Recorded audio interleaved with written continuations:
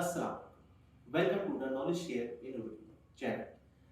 मैंने आपको पिछले लेक्चर्स में एसक्यूएल के बारे में चीज़ें बताई थी और मजीद मैंने आपको एसक्यूएल की क्वेरीज इंप्लीमेंटेशन करके बताई थी, जिसमें मैंने आपको वेयर का क्लॉज बताया था, डिस्टिंग की क्वेरीज बताई थी और कुछ मैंने आपको ऑपरेटर्स यूज़ करना सिखाए थे और ये बताया था कि स्ट्रिंग को हम किस तरह यूज़ कर रहे होते हैं। तो अब नेक्स्ट लेक्चर में जो है इंशाल्लाह हम जो है अभी जो स्टार्ट करने जा रहे हैं नेक्स्ट लेक्चर, इसमें जो है मैं आपको लॉजिकल ऑपरेटर्स के बारे में बताऊंगा और बताऊंगा कि हम ह्यूमन रिसोर्सेज जो मैंने एक स्कीमा सेलेक्ट किया था, अब उसके अलावा हम कौन सा स्कीमा सिलेक्ट कर सकते हैं और कैसे कर सकते हैं। बाकी स्कीमा वगैरह किस तरह क्रिएट करते हैं, उसका पीछे क्या कॉन्सेप्ट है, वो इंशाल्लाह मैं अपने अगले आने वाली वीडियोस में इंशाल्लाह जरूर आपको बताऊंगा, आपसे शेयर करूंगा। तो चलें आए चलते हैं अपने नेक्स्ट लेक्चर की तरफ। तो जैसे कि मैंने आपको पिछली वीडियोस में जो है मैंने लेक्चर 1 में जो है मैंने आप लोग को डिस्टिंग के कीवर्ड के बारे में बताया था, थोड़ा वेयर के कीवर्ड के बारे में बताया था। और फिर नेक्स्ट वीडियो में जो है मेरे पास लेक्चर जो 2 था, लेक्चर 3 था सॉरी। तो उसमें जो है मेरे पास मैंने आपको वेयर का कीवर्ड बताया था और मैंने बताया था कि स्ट्रिंग किस तरह मैच करा रहे होते हैं हम वेयर के थ्रू। ठीक है, और कुछ मैंने आपको उसकी पॉसिबिलिटीज़ भी बताई थी कि हम वेयर का क्लॉज कब यूज़ करते हैं। ज़्यादा जो है हम जिसकी डेटा टाइप, जिस कॉलम की डेटा टाइप हमारे पास इंटीजर टाइप की हो, न्यूमेरिक टाइप की हो, तो हम उसके साथ जो है वेयर का क्लॉज यूज़ करते हैं, ताकि जो क्यूरी का एग्जीक्यूशन टाइम है वो हमारे पास कम हो जाए। सही है। उसकी वजह क्या थी, मैंने आपको ये बताया था कि जो हमारे पास डेटा टाइप होती है, हर डेटा टाइप कोई ना कोई बाइट्स रिजर्व कर रही होती है। सही है। अगर आप कंप्यूटर साइंस के स्टूडेंट हैं तो ये आपको बात बहुत अच्छी तरीके से पता होगी कि इंटीजर जो है, स्ट्रिंग जो है और डबल, फ्लोट, लॉन्ग वगैरह, ये एक स्पेसिफिक बाइट्स मेमोरी में रिजर्व कर रहे होते हैं। सही है। तो स्ट्रिंग जो है वो ज़्यादा बाइट्स रिजर्व कर रहा होता है, तो जब क्यूरी एग्जीक्यूट होगी तो ऑब्वियसली वो टाइम ज़्यादा लगेगी। ठीक। दूसरी चीज़ ये कि अगर आपको स्ट्रिंग सर्च करा रहे हैं और वो ऐसा स्ट्रिंग है जो उस टेबल के अंदर बार बार रिपीट हो रहा हो, तो ऑब्वियसली वो फिर जो हमारा क्यूरी ऑप्टिमाइज़र है वो हर रो को देखेगा और हर रो में स्ट्रिंग चेक करेगा, हर रो में स्ट्रिंग मैच करेगा। सही है। जबकि हमारे पास जो न्यूमेरिक टाइप होती है, लेट्स सपोज कि मैं एक ऐसा कॉलम सेलेक्ट कराऊं वेयर के क्लॉज में, ऐसा कंडीशन लगाऊं जिसकी जिस कॉलम की डेटा जो है मेरे पास यूनिकनेस डिफाइन कर रही हो, मतलब उसमें डेटा रिपीट ना हो रहा हो। ठीक है गाइस, तो ये बात आपको समझ में आ रही है मेरी। तो वेयर का क्लॉज में ऐसे कॉलम में लगाऊं जिसमें डेटा जो है यूनिकनेस डिफाइन कर रहा हो, तो वो हमारे पास ज्यादा बेहतर है कि हम उसमें वेयर का क्लॉज लगाएं और डेटा को फैच करा लें। ठीक हो गया। अच्छा, आज जो हम अब काम करने जा रहे हैं वो हम ये करने जा रहे हैं, जैसे कि मैंने आपको पहले एंड का कीवर्ड पढ़ाया, सही है ना। एंड का कीवर्ड मैंने आपको बताया कि एंड का कीवर्ड जो है हम उस वक्त लगाते हैं जब हमारे पास बोथ कंडीशंस जो है वो ट्रू हो। ठीक है। Both conditions are must be true. ठीक है। अच्छा, अब इसी तरीके से हमारे पास जो दूसरा लॉजिकल ऑपरेटर है उसे हम कहते हैं और। और में क्या होता है, वन कंडीशन, ठीक है, one condition must be true, must be true. ठीक हो गया। अच्छा, अब आए इसको हम इम्प्लीमेंट भी करके देख लेते हैं। जैसे कि हम एक काम ये कर लेते हैं, हम सिलेक्ट करते हैं सिलेक्ट, हम टेबल सेलेक्ट करने जा रहे हैं, सिलेक्ट स्टैटिक फ्रॉम। अब हम एक काम करते हैं, ह्यूमन रिसोर्स पे हम काम करते आ रहे हैं, अब हम कोई दूसरा क्या बोलते हैं स्कीमा सेलेक्ट करते हैं। अच्छा, ये जो ह्यूमन रिसोर्सेज डॉट वगैरह जो मैं लिख रहा होता हूँ ना, ये बेसिकली स्कीमा होता है। ठीक है। तो अगले मैं जो मेरी आगे आने वाली वीडियोस होंगी इंशाल्लाह मैं आपको इसमें स्कीमा के बारे में बताऊंगा कि स्कीमा क्रिएट किस तरह करते हैं। ठीक है। तो अब आज जो है हम दूसरा स्कीमा सेलेक्ट कर लेते हैं, जैसे कि मैं कर लेता हूँ प्रोडक्शन डॉट प्रोडक्ट। ठीक है। ये वाला टेबल है मेरे पास, production dot product, production dot product. ठीक हो गया। तो अब इसको हम एग्जीक्यूट करते हैं क्वेरी को। तो अब आप ये देखें मेरे पास जो टेबल है ये डेटा मेरे पास फैच हो गया। अब इसके अंदर जो है हम और क्वेरी लगाते हैं, कोई ऐसी क्वेरी लिखते हैं जिसके अंदर हम और की कंडीशन लगाएं। तो select static from production dot product. ठीक है गाइस, वेयर, अब देखें, अब मैं इसमें एक काम ये करता हूँ, वेयर प्रोडक्ट आईडी,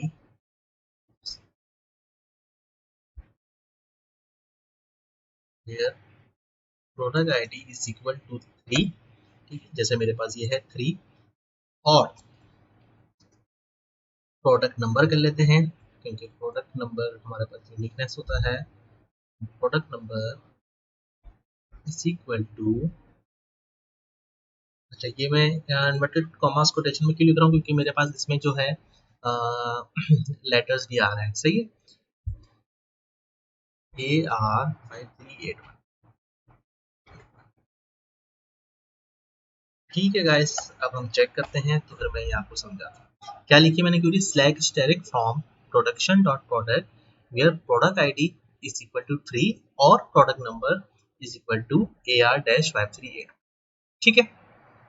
चलो, मैं चाहूँ तो इस क्वेरी को यहाँ से ब्रेक भी कर सकता हूँ, आप लोग ब्रेक भी कर सकते हैं, सही है, ताकि आप लोग के लिए आसान हो। तो उस क्वेरी को जो है मैं चलाता हूँ, अभी आगे चेक करें। अब देखें, अब इसमें क्या हो रहा है, इसमें दोनों कंडीशंस मेरे पास क्या हो रही है, ट्रू हो रही है, ठीक है ना। प्रोडक्ट आईडी 3 भी उठ के आ गई मेरे पास, और वो वाली प्रोडक्ट भी उठ के आ गई जो मेरे पास यहाँ प्रोडक्ट नंबर मौजूद थी, ठीक है। तो हम कुछ इस तरह की क्वेरी डाल देते हैं, जैसे मैं दोबारा सेलेक्ट करके दिखाता हूँ आपको। अब जैसे कि लेट्स सपोज, ठीक है, हमारे पास प्रोडक्ट आईडी 0 नहीं है ना, तो मैं आपको इम्प्लीमेंटेशन के लिए प्रोडक्ट आईडी 0 करके दिखाता हूँ, सही है। तो अब देखें हमारे पास क्या आंसर आता है, तो आप चेक कर रहे हैं। अब देखें प्रोडक्ट आईडी 0 हमारे पास अवेलेबल नहीं है, लेकिन मैंने और के बाद क्या लिखा है कि product number is equal to this. It means कि इसमें एक कंडीशन क्या हो गई, यहाँ पे ट्रू हो गई। प्रोडक्ट आईडी इसको नहीं मिला, इट्स ओके, नो प्रॉब्लम, लेकिन और के बाद जो मैंने प्रोडक्ट नंबर लिखा था वो कंडीशन क्या हो गई, ट्रू हो गई, सही है। तो एंड की कंडीशन में क्या होता है कि दोनों कंडीशंस क्या होनी चाहिए, ट्रू होनी चाहिए, और की कंडीशन में क्या होना चाहिए, दोनों कंडीशन, एक कंडीशन क्या होनी चाहिए, ट्रू होनी चाहिए। अच्छा, अब एक चीज और, हम कोशिश ये करते हैं कि जो और का कीवर्ड है, जो और का लॉजिकल ऑपरेटर है, हम उसको जो है हमेशा हम दो कॉलम्स में यूज करें। दो कॉलम से मतलब जो एक कंडीशन जो और से मैं पहले लिख रहा हूँ उस कॉलम का नाम दूसरा हो, और के बाद जो मैं दूसरी कंडीशन लिख रहा हूँ उस कॉलम का नाम भी क्या हो, दूसरा हो, सेम नहीं होना चाहिए, चाहे वो एंड हो चाहे वो और हो, सही है। तो ये बात आप लोग ध्यान में रख लें। आप लोग चाहे तो सेम कर सकते हैं, लेकिन कोई लॉजिक बनती नहीं है, कोई ऐसा प्रोफेशनल तरीके से हम इसको कहेंगे नहीं कि दोनों कंडीशन, क्योंकि कंडीशंस का मतलब क्या है, दो डिफरेंट कंडीशंस है, अब उसमें से आप लोगों को रिजल्ट लगाना है। अगर आप सेम कंडीशन रख लेंगे तो कोई फायदा नहीं है, सही है। अच्छा, अब आते हैं हम नेक्स्ट की तरफ, और नेक्स्ट क्या है हमारे पास, नॉट का ऑपरेटर, ठीक है। नॉट का ऑपरेटर हमारे पास क्या कर रहा होता है, जिस तरह के डीएलडी में आप लोग ने पढ़ा होगा, डीएलडी में हमारे पास एक नॉट गेट होगा, तो नॉट क्या कर रहा होता है, वो इन्वर्स कर देता है। अगर आप 0 इनपुट दे रहे हो सर्किट के अंदर और नॉट की ऐसी लगी हुई है, तो वो उसको क्या है करके दे देगा आंसर, उसको 1 करके दे देगा, ठीक हो गया। अच्छा, अब हम चेक करते हैं, इसी में आ जाते हैं हम, select static from production dot product where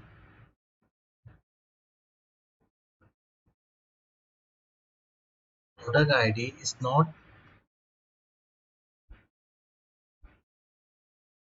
sorry, where product where not product ID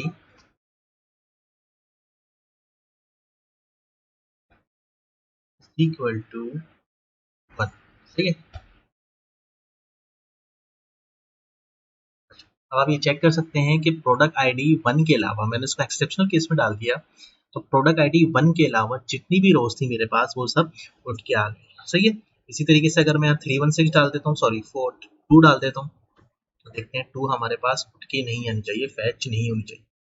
ये चेक कर रहे हैं आप कि 1 के बाद डायरेक्ट 3 आ गई है प्रोडक्ट आईडी, ये चेक करें तो 1 के बाद डायरेक्ट 3 आ गई है, तो इसने प्रोडक्ट को क्या कर दिया है, ऑब्सलीट कर दिया है, क्योंकि मैंने इसमें क्या कंडीशन लगाई थी, इस पर मैंने नॉट की कंडीशन लगाई थी, ठीक है गाइस। इसी तरीके से अब हम चलते हैं दूसरे टॉपिक की तरफ, और वो टॉपिक है हमारे पास ऑर्डर बाय, सही है। अच्छा, अब ऑर्डर बाय क्या कर रहा होता है, एसक्यूएल के अंदर एक हमारे पास कॉन्सेप्ट आता है ऑर्डर बाय, जो हमारे डेटा, टेबल के डेटा को ऑर्डर बाय का ऑर्डर बाय में कर देता है। ऑर्डर बाय से मुराद है असेंडिंग में कर देता है। बाय डिफॉल्ट ऑर्डर बाय की वैल्यू क्या होती है हमारे पास, असेंडिंग ऑर्डर होती है। जो एसक्यूएल के अंदर जो ऑर्डर बाय का एक ऑर्डर है वो बाय डिफॉल्ट असेंडिंग होता है, सही है। आप चाहे असेंडिंग का कीवर्ड लिखो या ना लिखो, इट्स डजंट मैटर, ठीक है। अच्छा, अब क्या है, डिसेंडिंग में अगर आपको करना हो, ठीक है, तो डिसेंडिंग में जो है ना आपको लिखना पड़ेगा कीवर्ड ऑर्डर बाय DESC, ठीक है। जैसे कि देखें ऑर्डर बाय DESC, ठीक हो गया।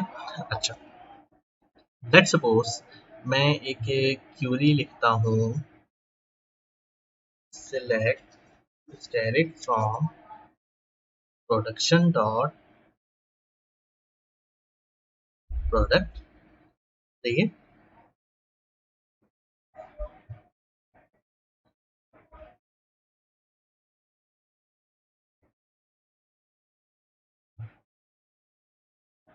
Steric from production dot product, ये मेरे पास कौन सा कॉलम है, रीऑर्डर पॉइंट, ठीक है। तो अब इसमें क्या कर देता हूँ, order by reorder point, reorder point. अब ये चेक करें, ये मेरे पास जो कॉलम है रीऑर्डर पॉइंट, ये मेरे पास ऑर्डर में आ जाएगा, असेंडिंग में आ जाएगा। चलिए चेक कर रहे हैं, सबसे पहले 3 आ रहा है, इधर चेक करें, इस वाले कॉलम में चेक करें, देखें 3 आ रहा है, 3 के बाद 45, 75, 375, 600, ठीक है, 70 एंड सो ऑन, ठीक है। जितनी इतनी वैल्यूज हैं वो सब किसमें हो जाएंगी, ऑर्डर बाय में हो जाएंगी। सही है गाइस, तो ये हमारे पास जो है ऑर्डर बाय का एक कॉन्सेप्ट है। मैं आपको एक तरीके से एक तो क्यूरीज और करा देता हूँ, जैसे कि लेट्स सपोज मेरे पास एक क्यूरी ये लिखी हुई है कि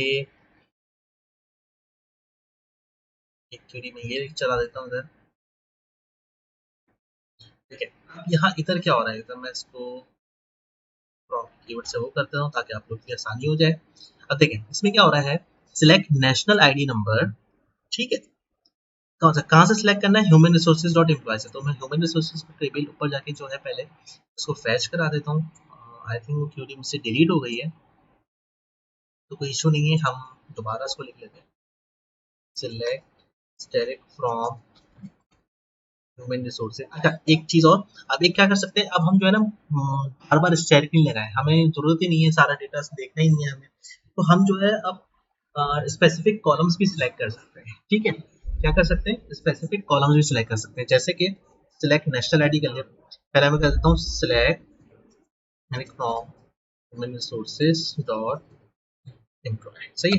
यहाँ से मैंने हटाया स्टेरिक, मैं चाह रहा हूँ नेशनल आईडी नंबर आ जाए मेरे पास, ठीक है,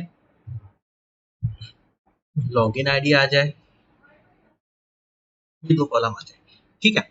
अब मैं चेक करता हूँ, इसको क्यूरी चला के एग्जीक्यूट करता हूँ, तो देखिए मेरे पास ये 2 कॉलम आ गए, नेशनल आईडी नंबर और लॉगिन आईडी, सही है। अच्छा, अब इसके नेक्स्ट वाली क्यूरी में क्या करना है, मैंने ऑर्डर बाय लगाया, अब ऑर्डर बाय क्या कर रहा हूँ, select national ID number as citizen ID. अच्छा गाइस, अब ये जो मेरे पास है इसे बोलते हैं एसक्यूएल एनालिसिस। क्या बोलते हैं इसको, एसक्यूएल एनालिसिस। तो चले हम एक काम ये करते हैं कि एसक्यूएल एनालिसिस को पहले थोड़ा गो थ्रू कर लेते हैं, छोटा सा टॉपिक है, सिंपल, कुछ भी नहीं है उसके अंदर। सिलेक्ट स्टेरिक, सॉरी, अगर मुझे कोई सिलेक्ट, जैसे मैं इसी को समझा देता हूँ, चलिए सिलेक्ट नेशनल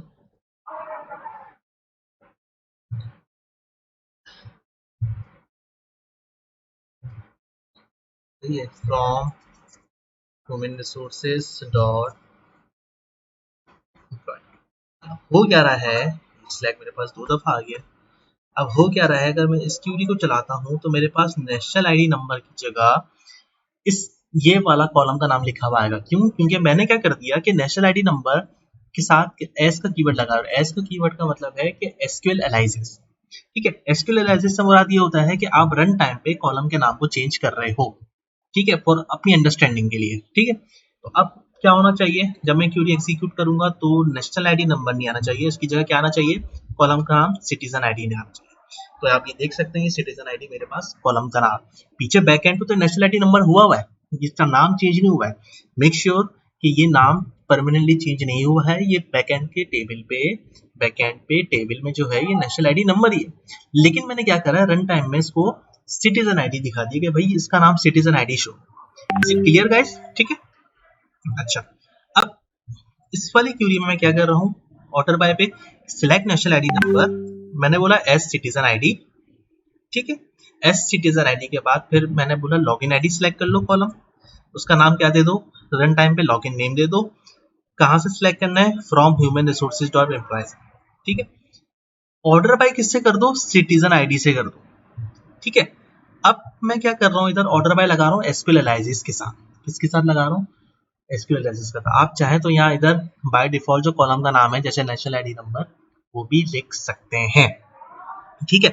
तो मैंने क्या करा, मैंने बोला भाई ठीक है, नेशनल आईडी नंबर को तो मैं अभी रन टाइम पे क्या नाम दे रहा हूँ, सिटीजन आईडी। तो कोई इशू नहीं है, मैं ऑर्डर बाय के साथ सिटीजन आईडी भी लगा दे रहा हूँ। तो यहाँ मैंने जो है इस क्यूरी को एग्जीक्यूट करना है और फिर देखते हैं हमारे पास आंसर क्या है। तो ये चेक कर रहे हैं आप, मेरे पास जो है ये ऑर्डर बाय हो गया सिटीजन आईडी में। ठीक है। इसी को अगर मुझे डिसेंडिंग में करना हो तो मैंने जो है इसको डिसेंडिंग का कीवर्ड लगाया। सही है। तो ये देखें डिसेंडिंग के कीवर्ड लगाने के साथ ये डिसेंडिंग ऑर्डर में चलेगी। तो ये आज की क्यूरीज हैं। इंशाल्लाह फिर नेक्स्ट आने वाली क्यूरीज में जो है मैं आपको इंशाल्लाह मजीद बहुत कुछ सिखाऊंगा। तो व्यूवर्स, मुझे उम्मीद है कि आपको आज का लेक्चर समझ में आ गया होगा और जितनी भी मैंने आपको एसक्यूएल की क्यूरीज कराई है वो आपको आपके माइंड में कॉन्सेप्ट क्लियर हो गया होगा इस चीज़ का। तो आखिर में मेरी हमेशा आपसे एक रिक्वेस्ट है कि चैनल को सब्सक्राइब करें और अपने व्यूवर्स को और अपने फ्रेंड सर्कल्स में इस वीडियोस को ज़्यादा शेयर करें और बेल आइकन पे क्लिक करें ताकि आपको हर आने वाली वीडियो पे नोटिफिकेशन मौसूल हो जाए। शुक्रिया।